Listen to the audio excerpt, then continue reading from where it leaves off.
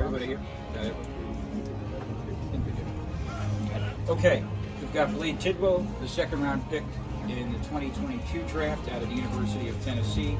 Blade made his AA debut last week. We'll open it up to questions. What has your first few days in Double A been like? It's been enjoyable. I like the change of pace from the Coney Island to Binghamton. I think it's a nice place. There's a little bit more food options, which is nice, and the baseball is just a little bit better, I think. Just eating hot dogs down there in Coney Island.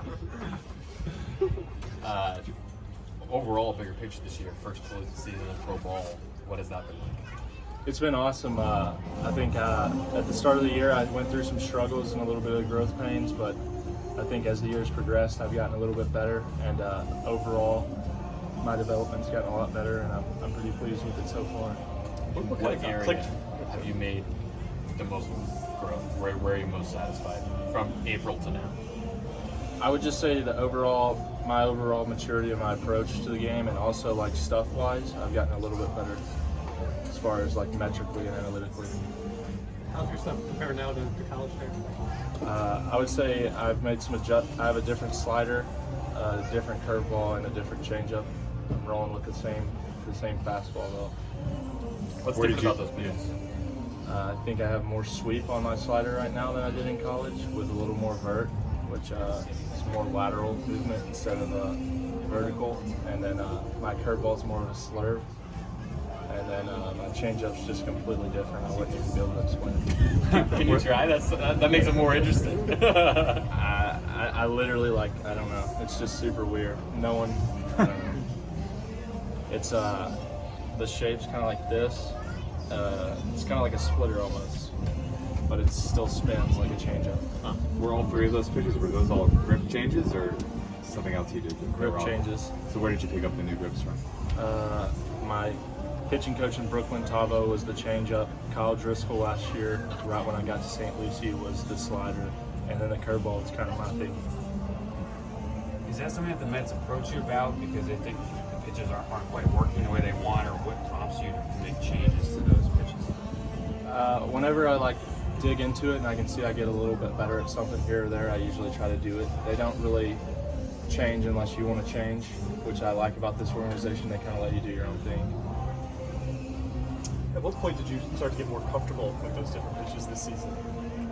I would say the slider was right away. I threw it last year, and whenever I threw the 20 innings in St. Lucie, and I think the changeup was probably like a month and a half, 2 months ago, and then the curveball, same thing. What did it do for your repertoire when you felt more comfortable with that change in curve? I think just getting more comfortable with it helped me to throw more strikes, which is what I needed to do to begin with. I was throwing a lot, getting behind in the count a lot earlier in the season, and I needed to really start getting ahead of batters. What's the biggest adjustment in pro ball that you've experienced so far over the last 14 months, 13 months?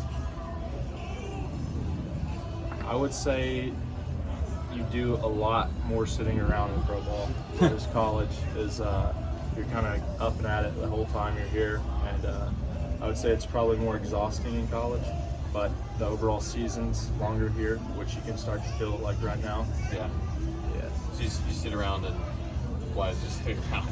Yeah, I think we get to the field early. In college, you don't have to do every day. You had to do PFP twice, and then a lot of different stuff depending on where you went anyway. And you don't have to do those things every day here. Gilbert was telling us you called him 30 seconds after he was traded last week. What was your reaction when that happened? First, he texted me a week before it happened and said it might happen, and then he was kind of kidding. And then after it happened, I was like, "Wow, it just happened." And he was like, "Yeah." He said, "Yeah, we're on the road right now. I have to get on a flight tomorrow at 6 a.m. and then get on another flight just to get to where he played at, and then from there take 2 more flights to get to here." And you're laughing at him. Yeah. What's it like just to kind of be on the same team as him again? It's awesome. Not a lot's changed. It hasn't really been that long since we weren't teammates, and I think the trends, it wasn't as much as I thought it would be, if that makes sense. It was more of something that was just cool. It wasn't a big deal. What is the Drew Gilbert scouting report? I don't know. I would say he's an elite defender and has a lot of plate discipline. So I used to throw him back foot sliders. And those worked on him, I guess. Yeah, he would actually swing at him and swing over the top of him. I think I've got him a couple times. I think he ambushed my heater one time though. He got me. What should people know about Drew Gilbert, the person? He plays with his hair on fire. Yeah, I've heard that. Yeah, he's like that everywhere he goes. Yeah. Is he like that away from the field as well? Yeah. How does that manifest itself? It just depends. He's a little bit, I don't know. He changes personalities, I guess. He can be laid back, and then a lot of times you'll be ready to punch him because he's so loud and obnoxious. It just depends. For you, I've never met a person named Blade before, except like maybe in the movie Dodgeball. What is there a story behind that? How your parents picked that name? My mom got to pick my first name, and my dad picked my middle name. Which is what? Blade. Blade Blake.